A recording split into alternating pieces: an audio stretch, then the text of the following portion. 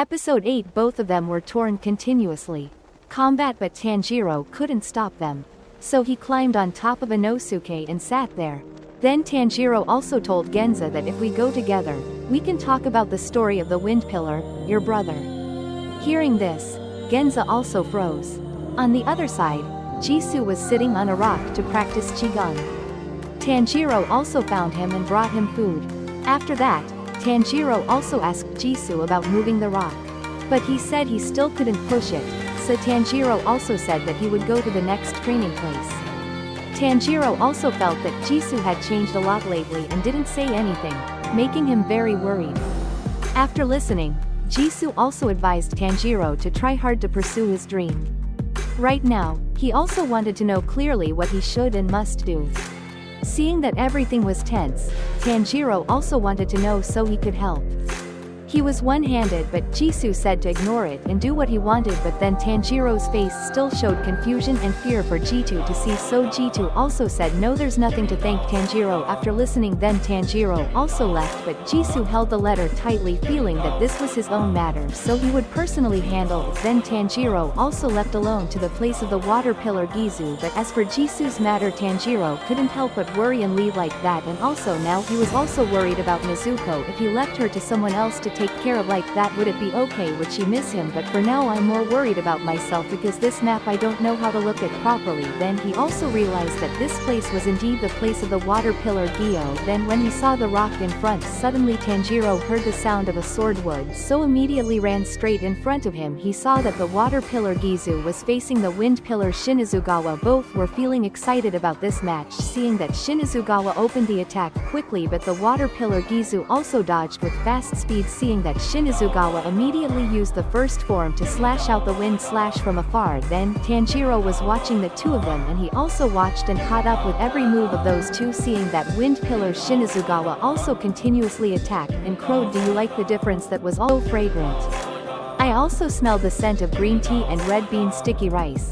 So just Ding Ning was sure that it was like that. The water pillar asked Shinizugawa again, "Do you like to eat red bean sticky rice?" Really? This made him angry. He punched Tanjiro, making him shut his mouth. Straight up in the sky with this unconsciousness, Tanjiro also woke up in front of him. He only saw the water pillar Gizu. Then Gizu also said that he was angry and left. Then Tanjiro also wanted to know why the two fought. Gyo also said that it wasn't like that because this was part of a special training session, meaning that the pillars fought each other. After listening, Tanjiro also understood the problem and that it was just using wooden swords. "So sorry," Ji said, "but I don't think so because I'm not good at talking." So Shinizugawa is always angry, but it's good that Gizu knows his favorite dish. So Gyo thinks that next time I will keep red bean sticky rice cakes in my pocket so that when I meet Shinizugawa, he will bring them out. Hearing this, Tanjiro also felt that this idea was great. But Gizu was also sure that doing so would probably make the two of them closer, and Tanjiro also thought so. But the crow above felt that these two guys were too crazy. "I also came back and you guys were always full." When night fell, Shinizugawa felt annoyed inside because those two guys made me angry, but I didn't see Iguro and Tokito Mizo anywhere. If you keep giving those cheap bastards a beating, how can you be satisfied? When you remember Tandulo's face, Shinizugawa felt even more angry because what the hell is wrong with that guy? He's really a straight brat with a problem in his head. But suddenly Shinizugawa realized something and turned around to pinch him. It was also the devil's eye. This made Shinizugawa understand something, and then he disappeared. Now he also realized that the base had been invaded. Inside the house, An was taking care of the lord outside, and Muon had also successfully broken into the base. He walked towards the front gate and slowly opened the gate in the smoke. Mu Jian slowly entered, then he also walked slowly. Then went inside the house. The lord and Amane still didn't know what happened, and Mu Jian, he had appeared in front of the smoke mist bone.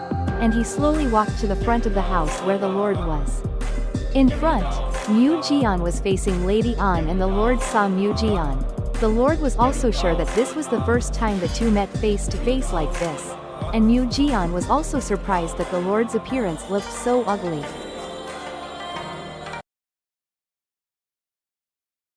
こんにちは、私のチャンネルへようこそ。